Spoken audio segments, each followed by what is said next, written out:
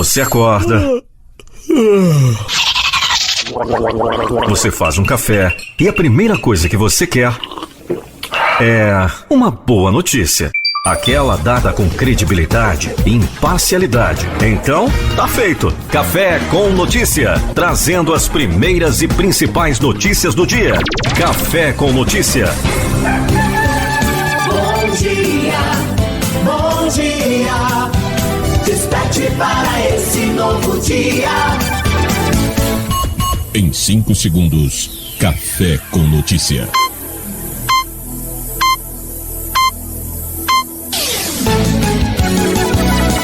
As melhores músicas, as principais notícias. Café com Notícia.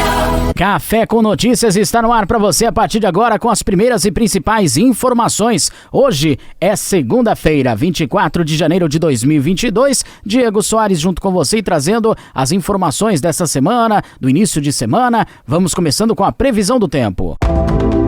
Previsão do tempo para esta segunda-feira, 24 de janeiro. Região Centro-Oeste.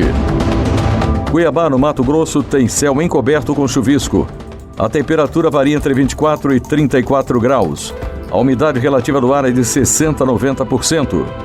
Campo Grande, no Mato Grosso do Sul, tem céu nublado com chuvisco. A temperatura oscilando entre 23 e 36 graus. A umidade do ar varia entre 30% a 80%. Região Norte. Belém, no Pará, tem nesta segunda-feira, dia 24, céu encoberto com pancadas de chuva isoladas. A temperatura marcando entre 24 e 31 graus. A umidade relativa do ar em torno de 65% a 95%. Boa Vista e Roraima tem céu com muitas nuvens. A temperatura em torno de 24 e 36 graus. A umidade do ar fica entre 45% a 80%. Região Nordeste. São Luís do Maranhão tem nesta segunda-feira, dia 24, céu encoberto, com chuvisco, a temperatura indicando entre 24 e 30 graus. A umidade do ar é de 70% a 95%. Teresina, no Piauí, tem previsão de céu encoberto com chuva isolada.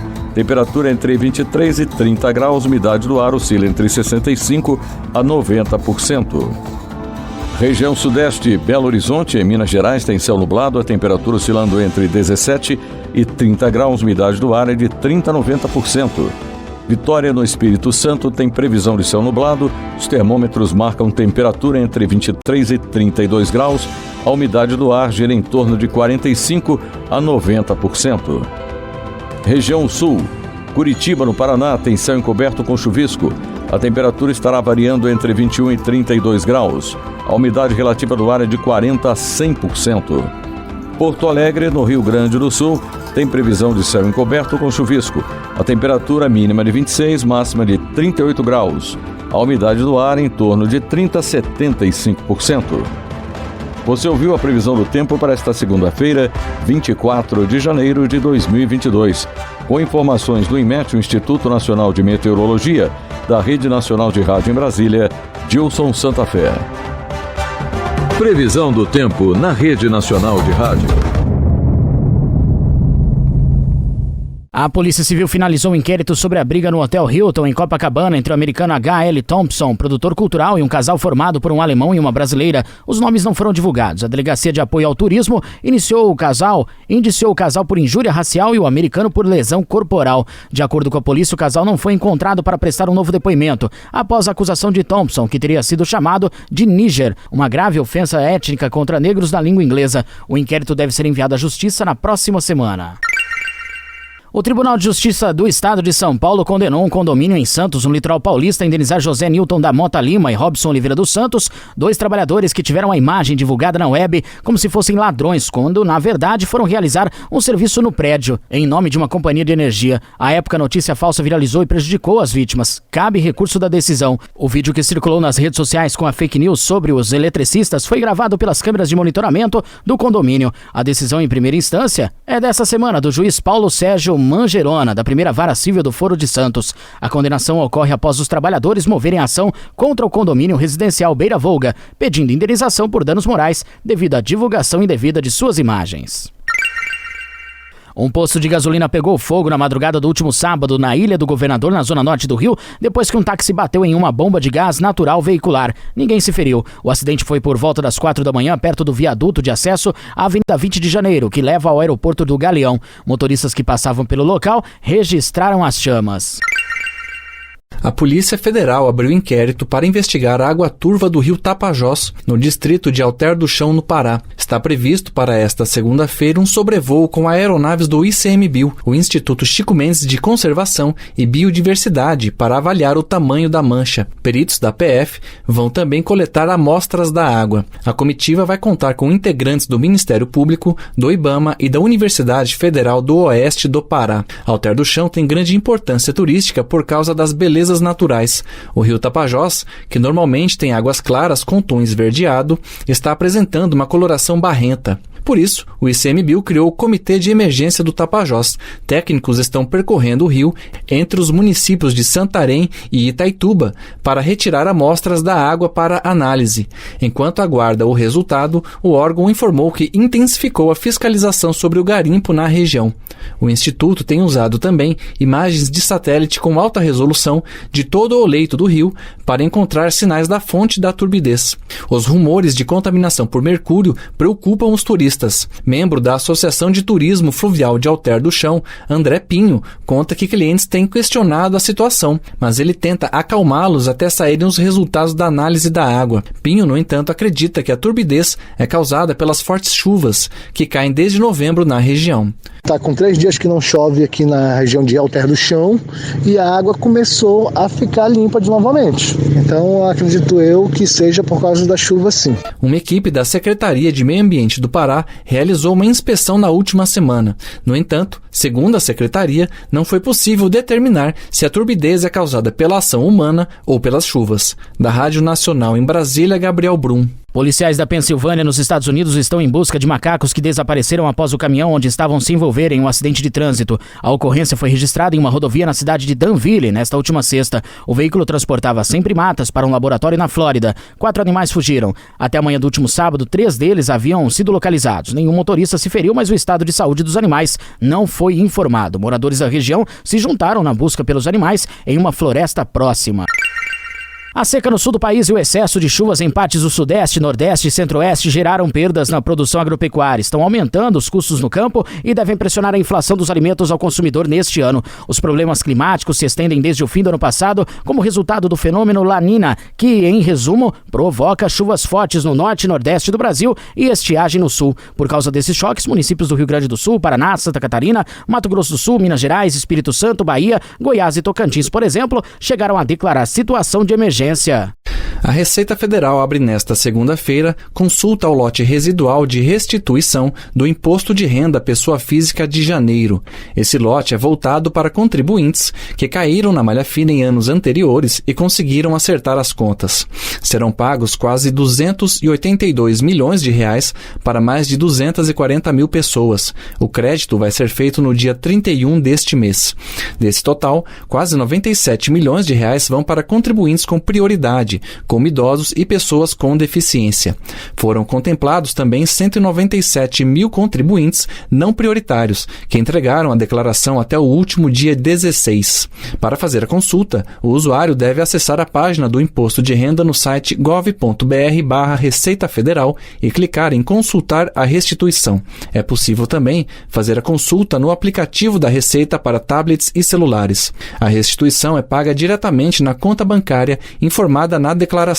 Se o crédito não for realizado, o dinheiro ficará disponível para resgate por até 1 ano no Banco do Brasil. Neste caso, o cidadão pode entrar em contato com o banco pela internet ou telefone e fazer o reagendamento do crédito. Após esse prazo de 1 ano, caso o contribuinte ainda não tenha recuperado o valor, deverá fazer o pedido pelo portal ECAC no site da Receita Federal. Da Rádio Nacional em Brasília, Gabriel Brum.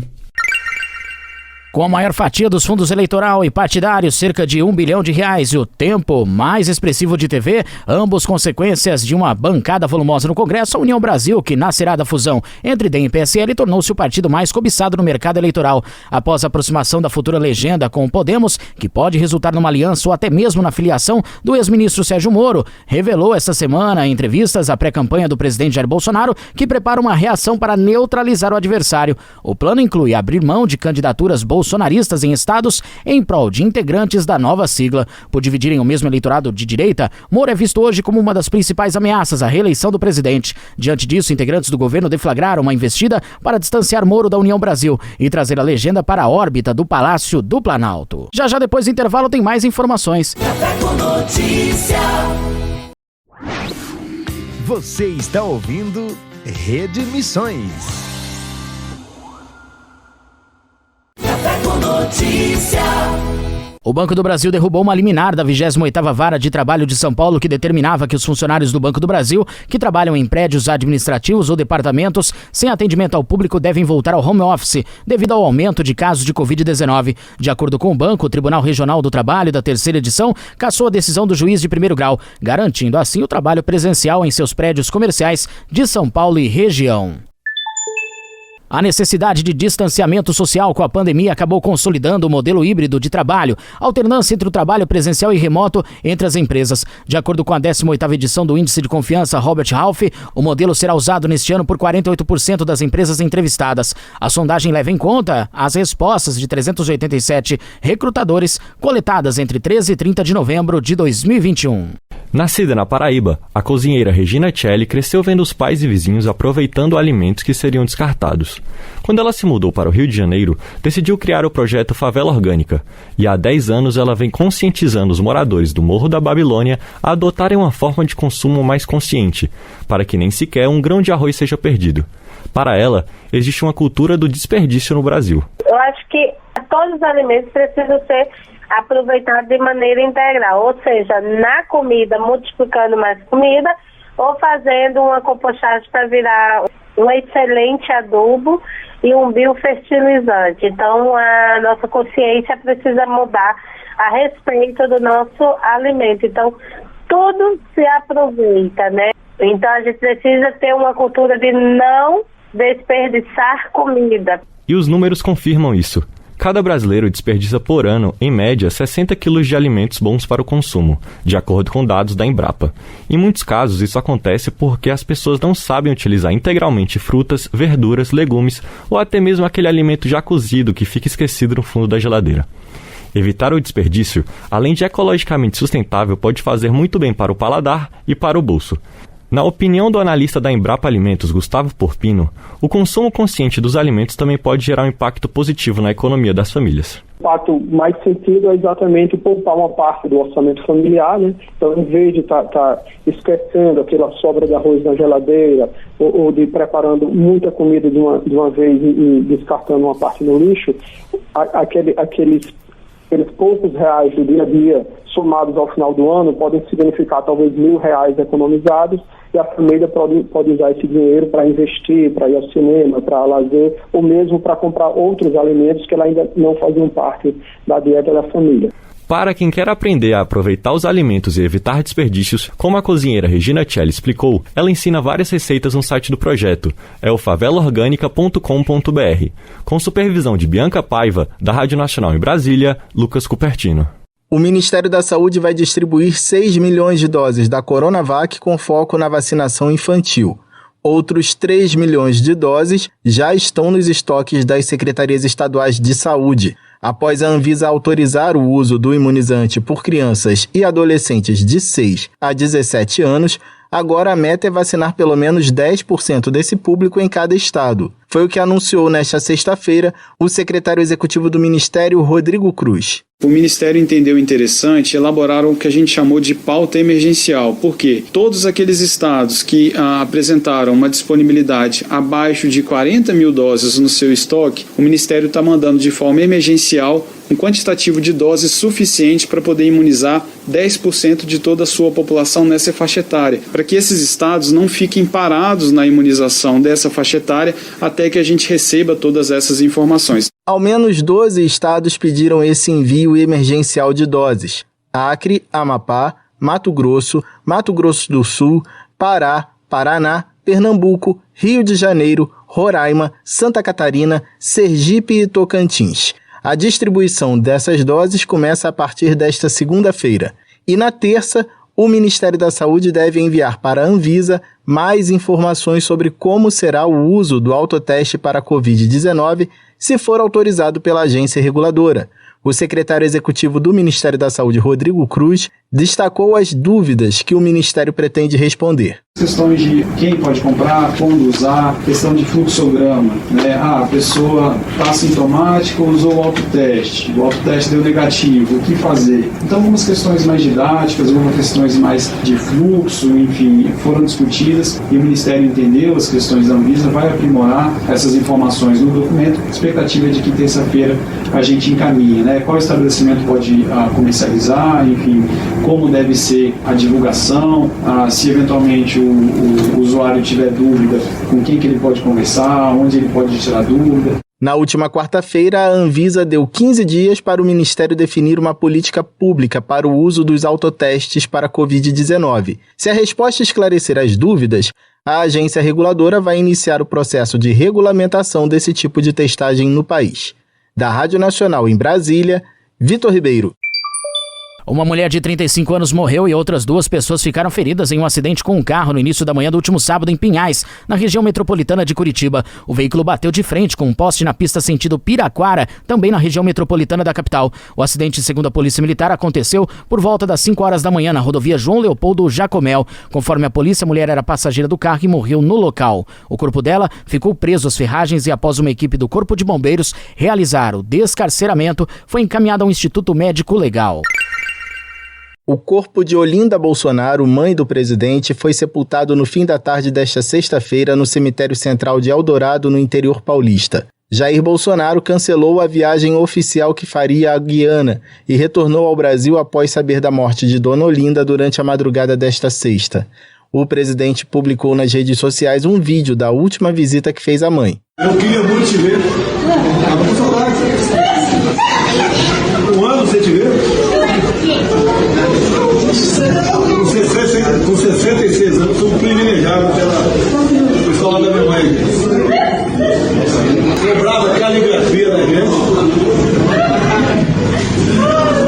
Cobrava muita coisa na sala de aula. E tinha um medo de chegar uma reclamação em casa. Essa risada é da Dona Olinda Bolsonaro, que tinha 94 anos. Ela estava internada havia 4 dias em um hospital particular na cidade de Registro, a cerca de 60 quilômetros de distância de Eldorado, onde morava. A causa da morte não foi informada. A primeira-dama Michele Bolsonaro publicou uma passagem bíblica e disse estar em oração pela própria família. Integrantes do governo também manifestaram pesar. A Embaixada dos Estados Unidos no Brasil lamentou a morte de Dona Olinda e o Partido Liberal, ao qual Bolsonaro é filiado, também publicou nota de condolências. Com colaboração de Sayonara Moreno, da Rádio Nacional em Brasília, Vitor Ribeiro. Um homem que vive na Flórida, nos Estados Unidos, recebeu uma visita desagradável em sua casa, que quando chegava em casa foi pego de surpresa por um urso que estava em sua varanda. Dá pra imaginar? Um vídeo capturou o momento em que Walter Hickox foi ferido enquanto lutava contra o enorme animal em sua varanda para proteger seus cães. Nas imagens é possível vê-lo empurrando a fera com a ajuda de um banco que estava no local. Em entrevista à WFTV, ele contou que agiu por impulso. Não passou muita coisa pela minha cabeça no momento, além do que iria acontecer se ele passasse por mim e entrasse na casa onde os outros cachorros e minha esposa estavam. Surpreendentemente, Hickox sofreu apenas ferimentos leves durante o encontro aterrorizante. Seus cães não se machucaram e, com o susto, o urso acabou fugindo. E a edição do nosso Café com Notícias fica por aqui, agradecendo imensamente o carinho da sintonia e audiência, e amanhã tô de volta. Café com Notícias.